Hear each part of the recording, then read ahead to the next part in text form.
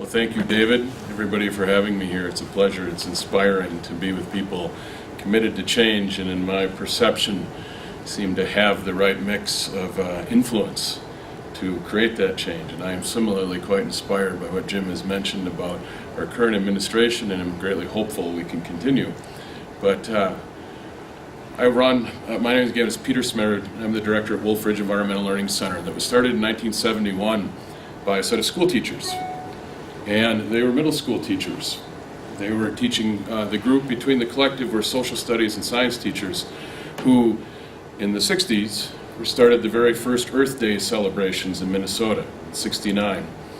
And they were taking their kids outside for class. And their administrators really kind of got on them for that. So wait a minute, education is sitting in a classroom. And it's a film strip, it's a book. It was the 60s, of course. And that we were created by a state grant, a Title III development grant for teachers to bring students outside to see, touch, smell, feel, all those things that they were reading about. And really that has been the case since. Now it's 175 schools a year that bring over 14,000 children a year, primarily in middle school, mostly from the upper Midwest, but we have schools that have attended from California, Texas, and from Boston, so really far-reaching in that sense. This is the campus where I work in Lake Superior out in the upper right horizon there. It's a spectacular immersion setting where what we do is bring students into really the authentic. And yet we do that in partnership with teachers. It's fun to have Sarah here, who for 5 years was one of those teachers bringing middle schoolers there. And really, I guess what my focus is going to be is one of Jim's points was that inspirational piece and doing that in individual and group settings, because what happens there is that it's parents investing along with school teachers, along with the children, doing this together. And this community sort of oriented learning process really is key to what we see as the inspiration piece. And we're a nonprofit. We are funded by user fees. And think about in the past few years of the economy that the people raising money to come for programs like this have been teachers with their parents and with the children, raising well over $3 million every year that is not school funds. So the commitment is completely out there. That there's people who value that when, in science education that we find, it is done in the hands that include this authentic setting and an inspirational component that brings together a community of people. And that's the part that really the public is driving for, and that's with whom we work. At the same sense, while students are on this campus, and this is their classroom, that we are at the same time training the educators. We run undergraduate and graduate school programs with partnership with the University of Minnesota Duluth. We also have a K-12 charter school with 330 students, K-6 charter school with 330 students that just recently received from Arnie Duncan, the U.S. Secretary of Education, a Green Ribbon School Award. And it's a charter school, one of only 8 in the country that receives such award. And that it's this idea of combining the informal with the formal. Is that on the campus? It is not on the campus. It's closer to Duluth. There isn't a population close enough to us to maintain such a thing. It's just outside of Duluth is where the charter school is. It's called the North Shore Community School. And that what we do is bring all these people in buses that the school teachers arrange for. They unload and they spend a week, typically. And the teachers choose their coursework. We were talking this morning at breakfast, what is it? Well, it could be animal tracking classes. It could be tree ID. It could be wildlife management, where there's a bit of sociological component into it.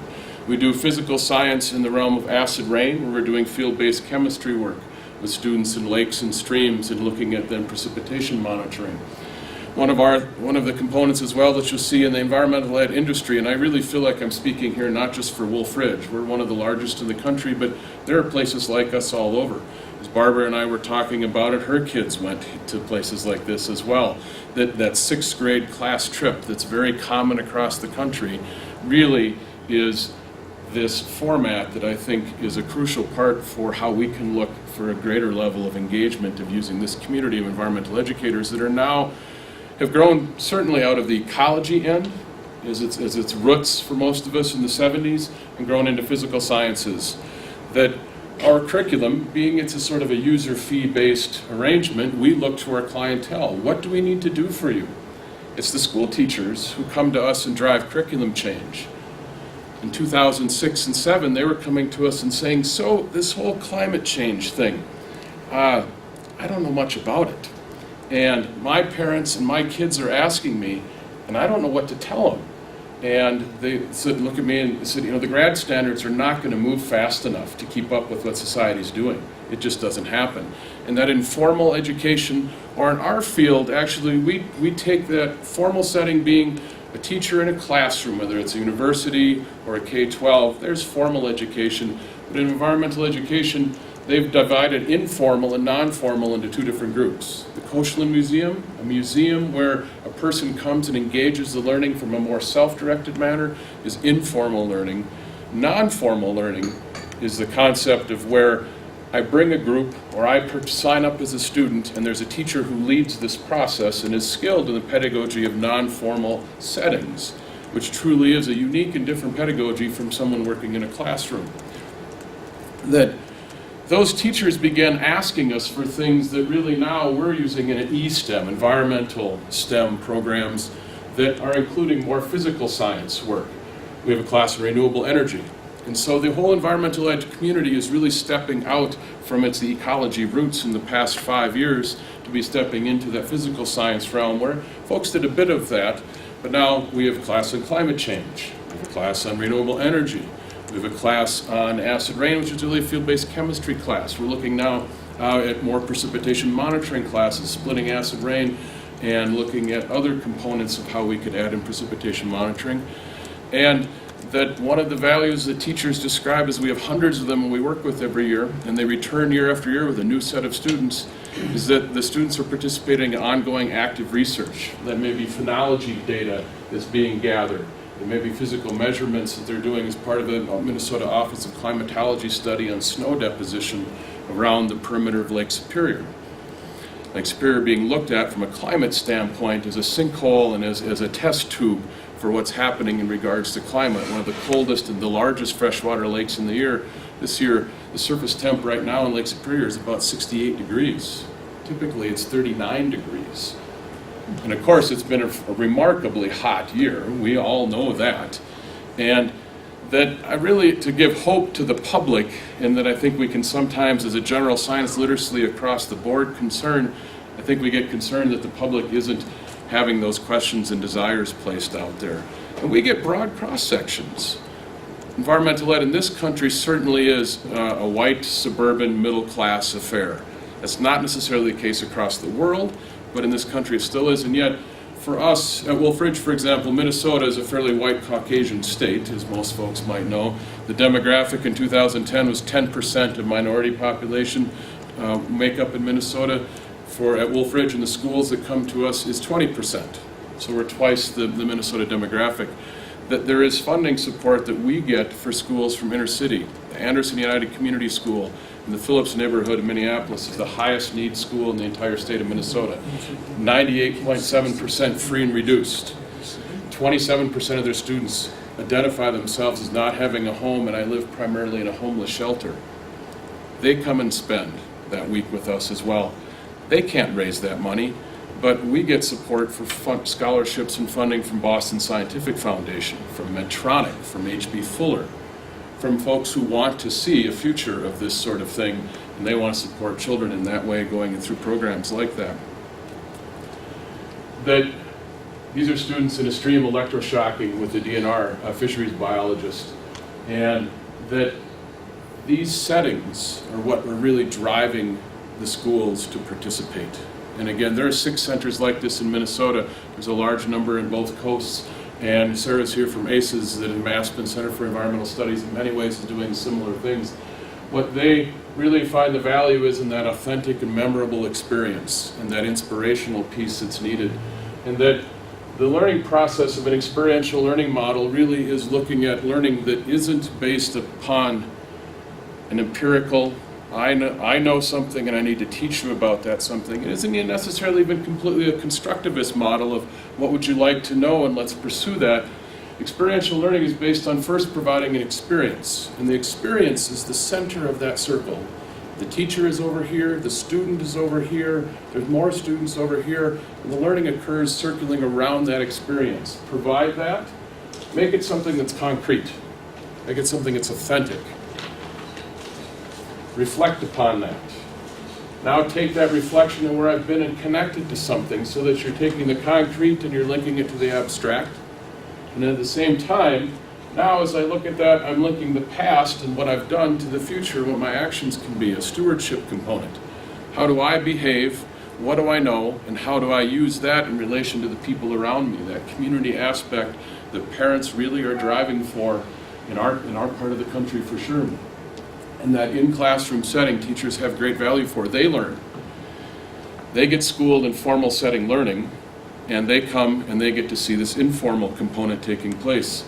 But this is a phrase that a teacher used in regards to her children being here. Whatever the problem is, community is the answer. And that idea that they see is that we've been so focused in my classroom, I often am focused on my students as an individual or a small group. If I get them to work together, that their learning is raised. We all know this, that students that work with ESL challenges, that if I can get them to participate as a group and brainstorm amongst themselves and then contribute to the group, that's much more achievable. We bring, as you saw, the DNR biologist in. We take our students in some of our high school classes into the local taconite mine and facility where we work with the environmental engineers. The program that's probably been our newest, biggest development is, while we're mostly a middle school place, but we have some high schools, etc. A number of years ago, my daughter deserves the credit for this, who came home from the Concordia language villages and had been done a month of immersion in language learning. This happened to be the German village. She got a year of high school credit for it. This is in the early 2000s. She, quote unquote, "Dad, duh, Wolfridge should totally do this for science." So we took high school students and offered up, come to us for a month, work with a science teacher who has the state license for high school science, and you will receive 185 hours of instruction that meets the state goals for contact hours. We'll provide grad standards, we'll provide an experience, and it's gone gangbusters. The first year, it's a summer program that it filled by February for a July start. 2 years later, that we saw foundations and scientists coming to us and said, what about the kids, say, from inner city or from socioeconomic backgrounds aren't going to be able to afford it? We went to some of those same foundations. Boston Scientific Medtronic, they now have given funding so that students in Minneapolis, we're working in 2 high schools. Next year, we're moving into St. Paul and in Duluth, in the highest diverse high schools in those communities, of having teachers identify students who have interest, who have aptitude, and yet for whatever socioeconomic reason, they likely won't pursue science. Instead, send us those students. We can get that funding to help do that. We're going to drop them in for a month in a program where the learning is outdoor, hands-on. It's in a plant working with an environmental engineer. It's in the stream working with the scientists from the DNR.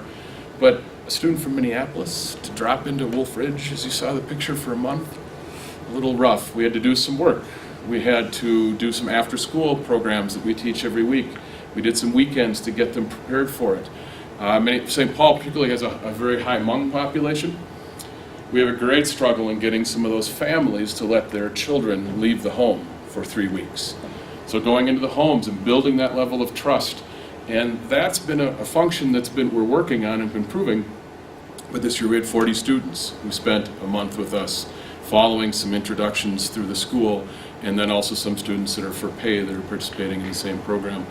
Thus far, they've come from as far as Ohio, and most are from the upper Midwest. We've yet to have any district turn them down. It's an elective science credit. It's not 10th grade biology. I don't know that this is the right place to teach meiosis and mitosis and things like that. We should seize that authentic setting, that inspirational component to do that. And it is crucial that the people who are doing this delivery they need different skills. It is different pedagogy. If you take most classroom teachers and say, all right, it's 0 degrees outside, we're going to take 50 kids, divide them up into 3 groups, and we're going to go outside for class for 3 hours. They just about panic. I'm going to lose a child. They're going to freeze to death. How can you teach in this environment? Well, if you come from Minnesota, 0 degrees isn't all that intimidating. If you come from many other places, it may be, but it happens year-round. It truly does. And yet it's not just the weather. It is a different style of pedagogy. That you need to have trail techniques of how to do this.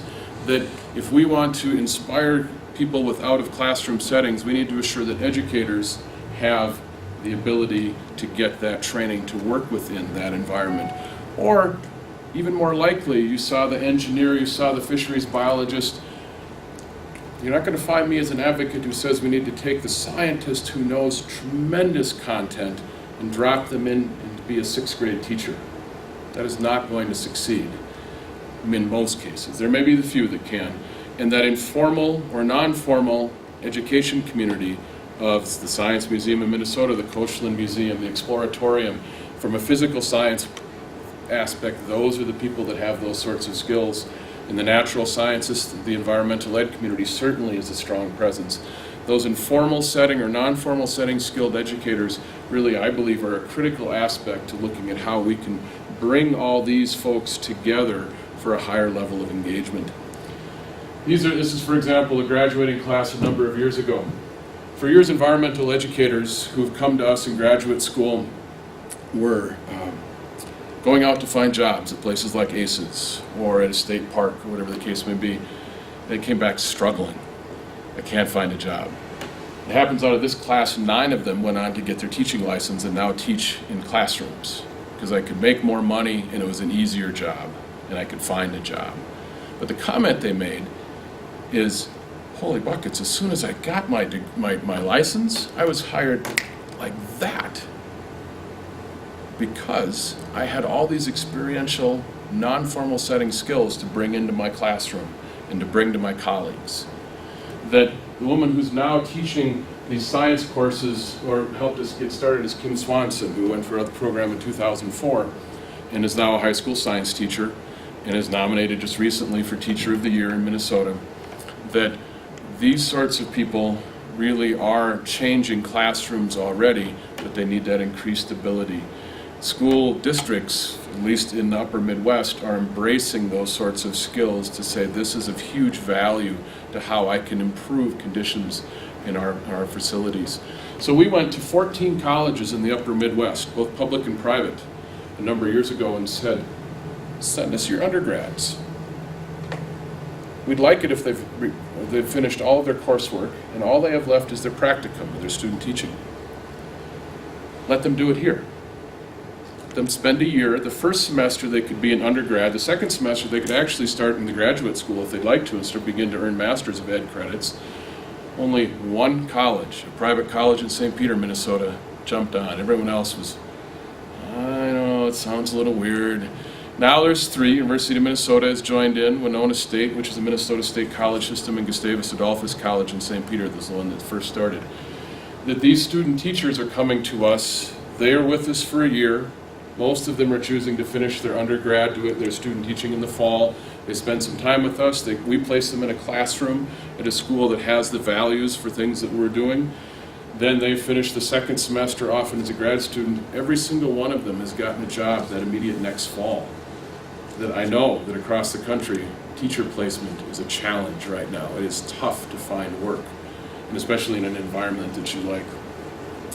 That charter school that we started took a long time to build teachers who are really up for it. The requirement is that you take your students outside for half a day a week, every single week of the year, and they have to document and log this. And also, they have to, for half a day a week, have a member of the community come in to participate in the educational delivery process for that classroom.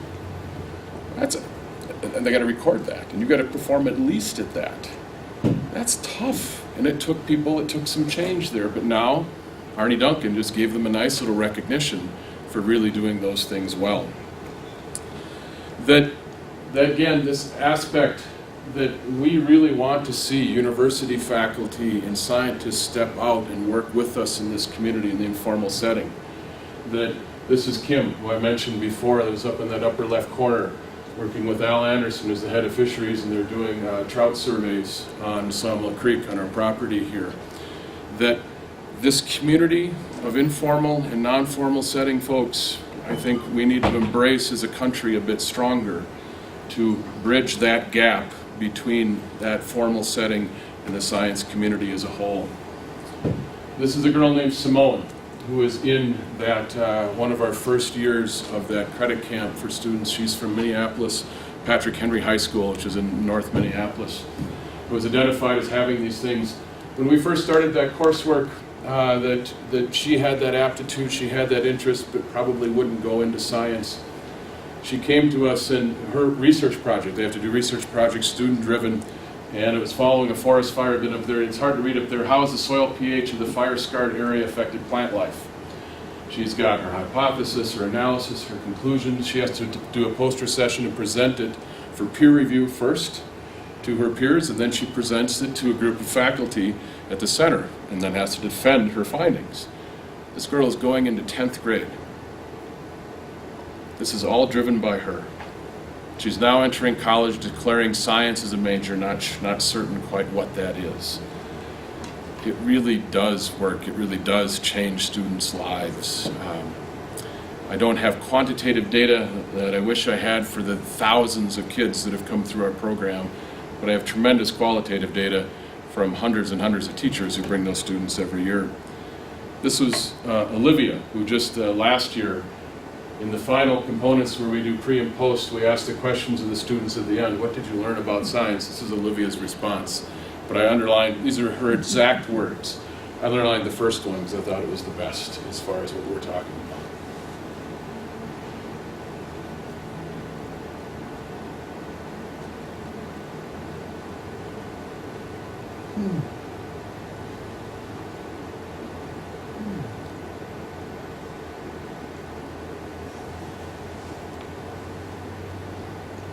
Thank you. Any questions?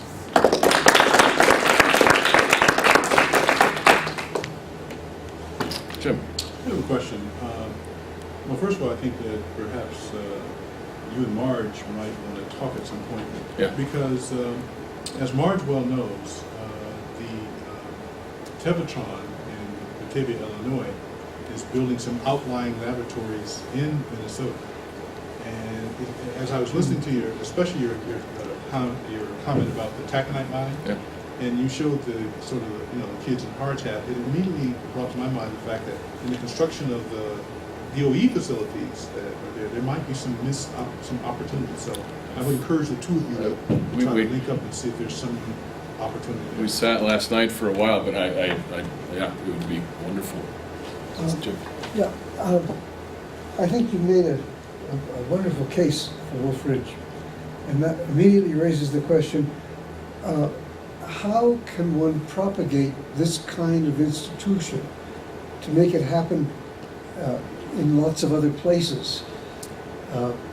Is there a way to get something like this started in every state? There is, and it exists already in most states. I mean, it truly does. And I think it's sat off to the side often as labeled as a camp or something like that, and really wasn't embraced in that education community as strongly.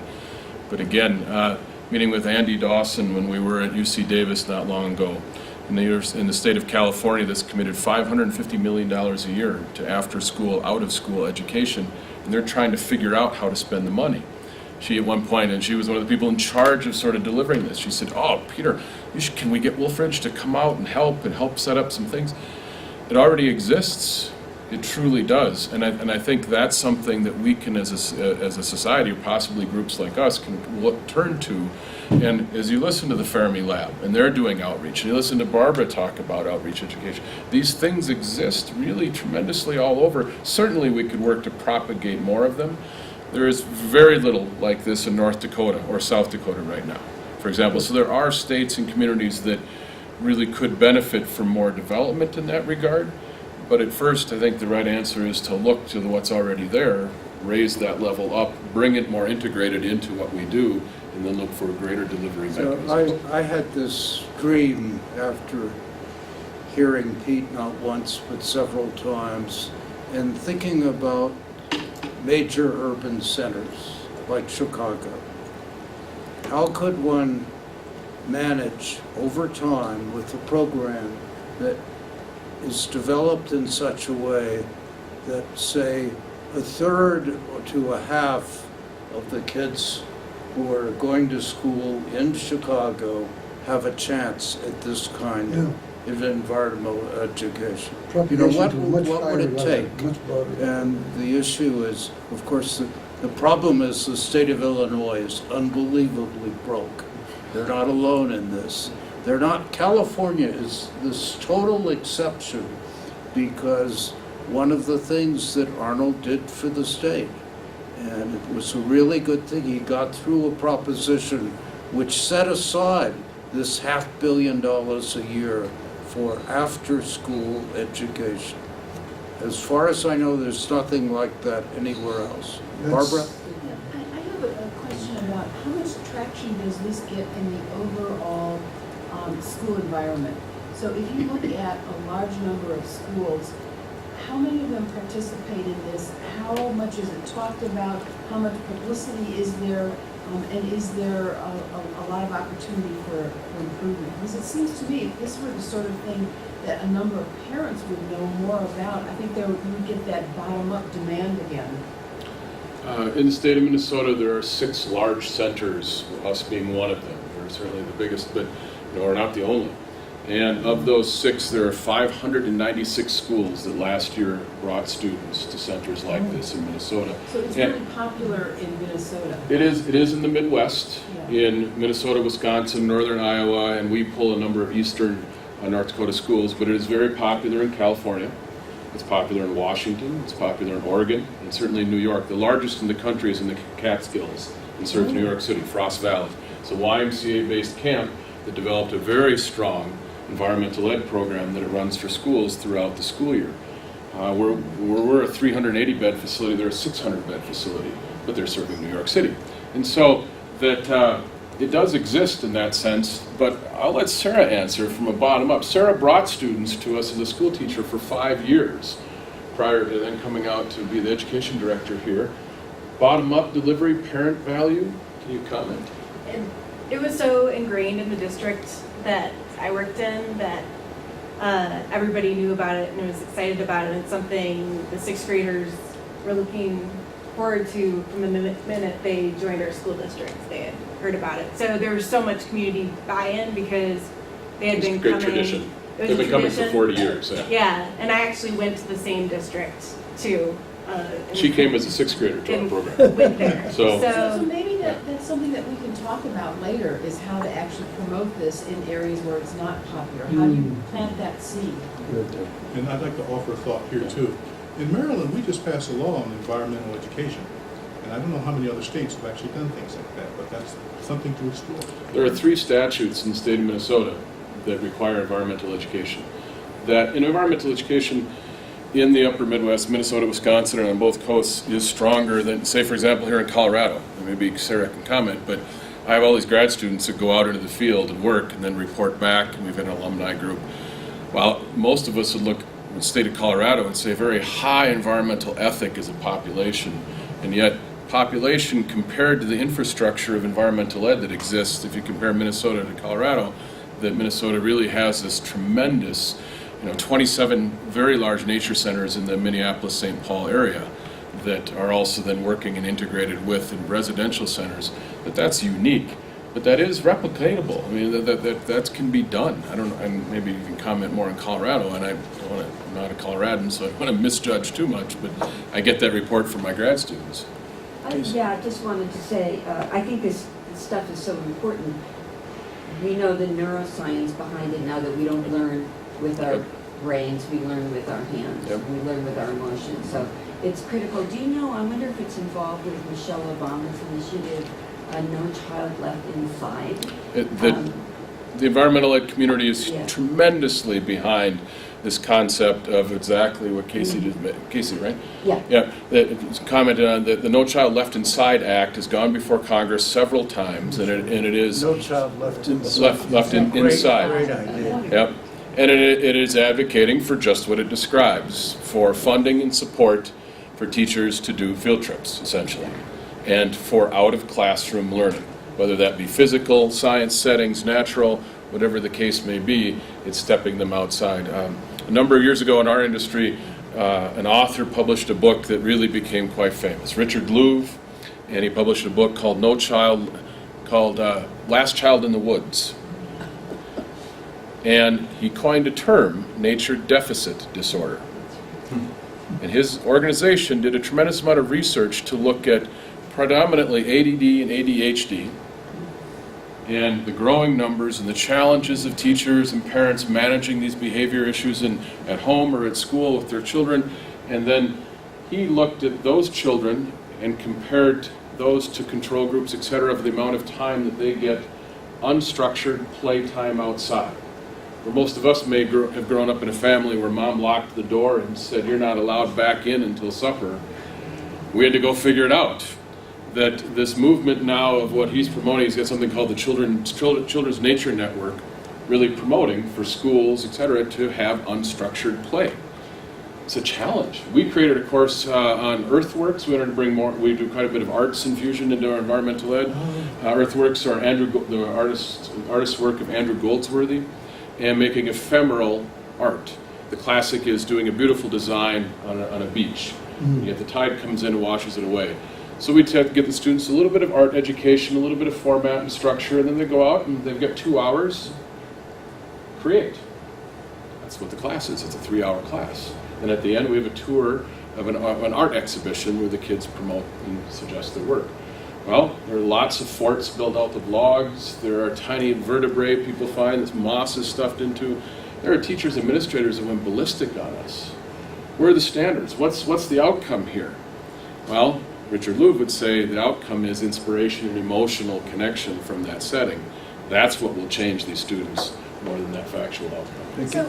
So one of the challenges, and maybe this is, I'm going to just ask it, because what you're describing has been this sort of ongoing issue I've seen in science ed between the trade-off between fire hose of knowledge content versus sort of how can you make a person really internalize and understand and care about the material.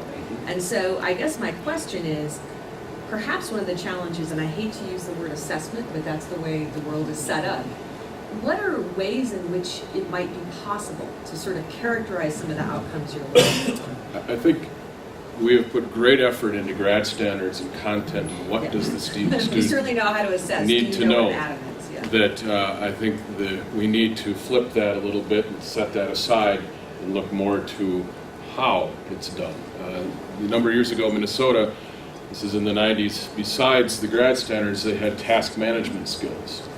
A teacher had to report on a student's ability for success in perseverance.